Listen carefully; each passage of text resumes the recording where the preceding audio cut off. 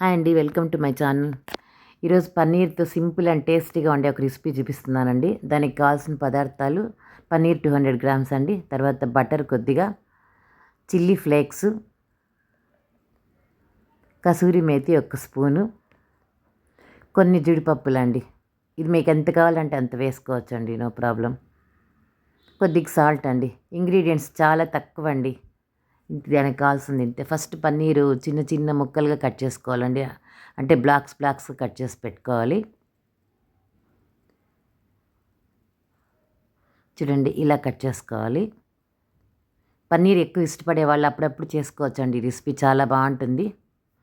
తర్వాత స్టవ్ పైన fry pan పెట్టి అందులో కొద్దిగా బటర్ వేసుకోవాలండి.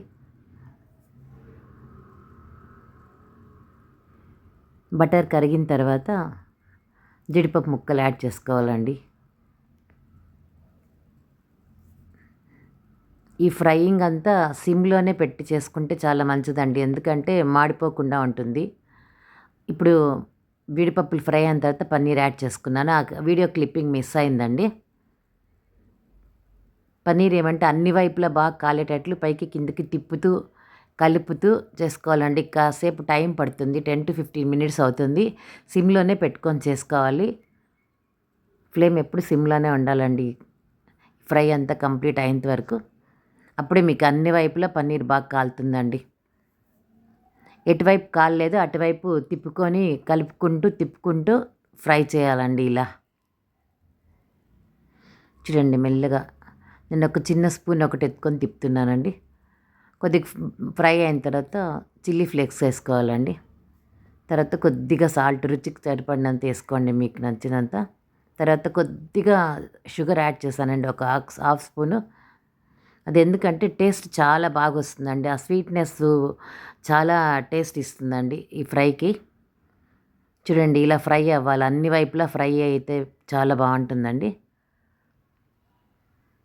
చూడండి, ఇలా ఫ్రై కావాలి. పైన క్రిస్పీగా ఉంటుందండి, లోపల కొద్దిగా మెత్తగా ఉంటుంది, బాగుంటుందండి. ఇది పప్పుచారులోకి సైడ్ డిష్గా చాలా బాగుంటుందండి. ఇలాగే స్నాక్స్ లాగా కూడా తినచ్చు కావాలంటే. ఎవరైనా గెస్ట్లు ఇంటికి వచ్చినప్పుడు చేసి పెడితే చాలా ఇష్టంగా తింటారండి. రిచ్ ఫుడ్ అండి, రిచ్ ఇన్ ప్రోటీన్. తర్వాత ఫైనల్గా కొద్దిగా కసూరి మేతి వేసుకోవాలండి, క్రష్ చేసి వేసుకుంటే బాగుంటుంది. ఒక 10 to 15 సెకండ్స్ కలిపి పెట్టేసి తర్వాత స్టవ్ ఆఫ్ చేసుకోవచ్చండి.